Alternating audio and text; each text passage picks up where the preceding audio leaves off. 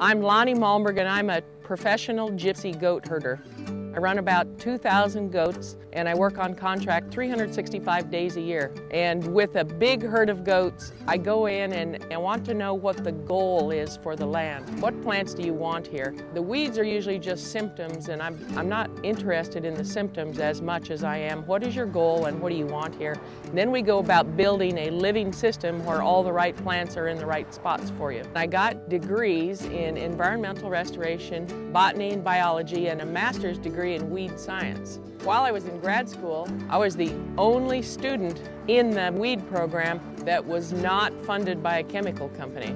And I read how well goats eat weeds, because they're completely opposite to cattle and horses in their diet preference. So in 1996, when I got out of grad school, I started this business with 100 head of goats, and it was to offer the people an alternative to chemicals and machinery. And goats naturally like to eat all the weeds that nobody else wants. So I just thought, well, that's a perfect fit.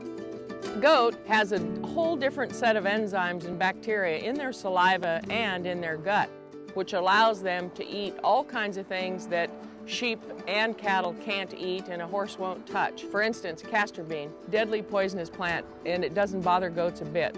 I'm on the board of directors for Beyond Pesticides, and we, Beyond Pesticides, partnered with the County of Maui to help show what we have learned in converting people from using herbicides and machinery to an organic method, which you take care of the soil and feed the soil and build the system. It's a living system. Ideally, then locals can go on with the information and the knowledge to manage Maui County without herbicides or machinery. And goats are self-propelled. The weeds that they eat is the fuel that powers the goats, whereas a weed eater and machinery and equipment is all fossil fuel powered.